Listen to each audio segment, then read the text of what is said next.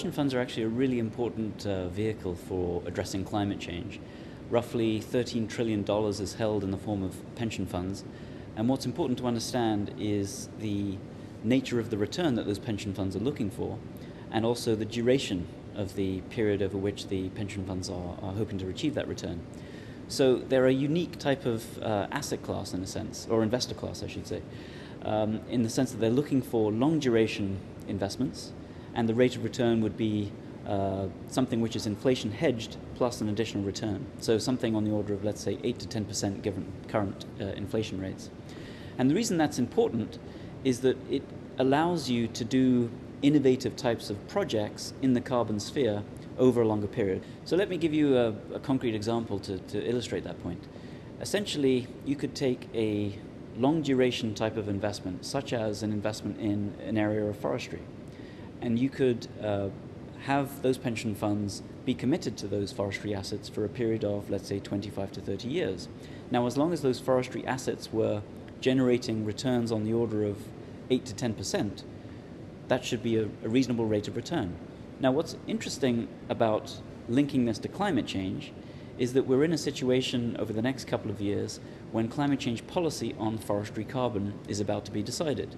So one of the initiatives that Merrill Lynch is looking at is, can we somehow pull together investments in forestry with the returns that could be realized from the value of the carbon sequestered in the forests? And we think that would be a very innovative way to help those pension funds realize additional returns.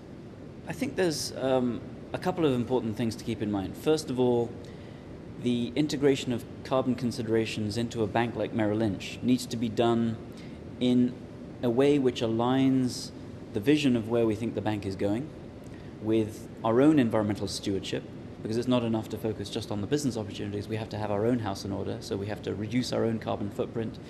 We have to introduce procurement of green energy, for example, and look for those continuous improvements over time.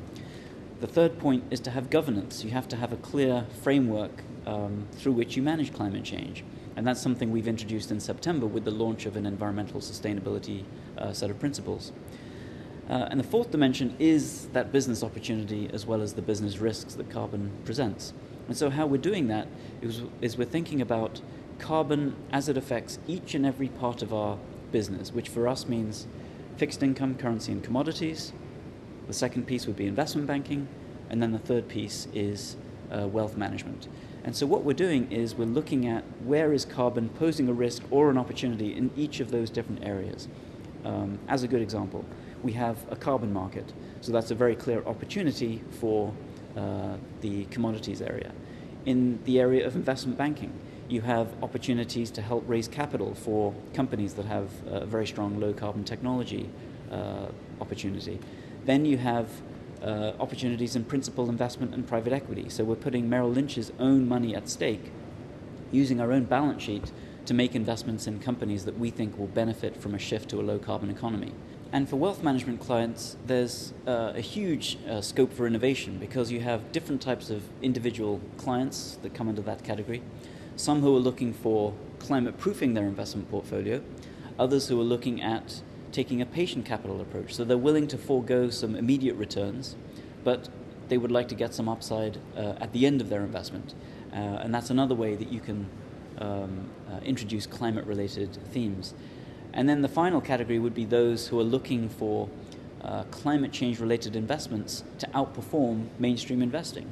And quite frankly, the way we're looking at the evolution of climate change policy, we think there's a lot of companies who stand to benefit significantly from the increase in interest on climate change, both from a policy perspective as well as through the creation of the carbon markets. The final important way that a company like Merrill Lynch engages on this topic is not on the business side alone. It's really about policy engagement. We think we have an important voice. We need to be engaged with policymakers, so that's something we're doing in places like Washington and Brussels, so that we can try to ensure that the policies which are introduced are as market-friendly as possible, because we think that's the best way to deploy capital towards low-carbon solutions. Merrill Lynch is heavily involved on policy engagement.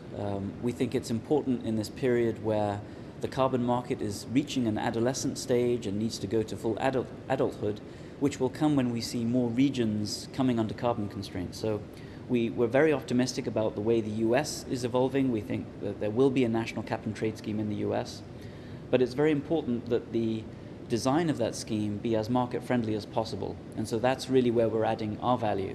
We've been trading emissions in the European Emission Trading Scheme since 2005.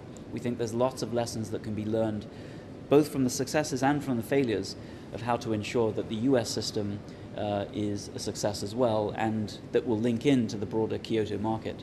The same thing is true in Australia. Australia, we think, will have a cap and trade scheme by about 2010, 2011. So again, it's very important to make sure that that scheme is as market friendly as possible. In terms of post-2012, the way that we're engaging is to try to make sure that there is agreement reached in Copenhagen in 2009. That is absolutely critical to ensure that there's no, if you like, a hiatus in the carbon market where carbon finance has to pause to wait to see what happens in the next evolution of the climate change treaty. That, I think, would be a disaster. In other words, if there's no agreement in Copenhagen 2009, that would be a disaster. The adaptation challenge is the most difficult one facing the financial sector. How does one begin to project the physical impacts of climate change, whether it be precipitation changes or temperature changes, or even real disasters such as extreme weather events and sea level rise? What we're trying to do is understand the time frame and the magnitude of those potential impacts. And so we do that in the short term through our weather derivatives desk. We actually have 4 full-time PhD meteorologists working in our commodities team to give us a view on how those kinds of changes will impact all of the different commodity markets that we work in. So whether it's agricultural softs or the fuel markets or obviously the carbon markets. And that's one way that we can introduce those kinds of considerations into the decisions that we're making for ourselves as well as for our clients in the commodity markets. But beyond that dimension, there's an issue about how the physical impacts of climate change may affect the fundamental valuations of companies in terms of the impacts on their assets. And that, I think, is a much thornier one, and one that we're addressing through our involvement as the global lead sponsor for the Carbon Disclosure Project. This is, we think, one of the most important forums for dialogue between the financial markets and and companies.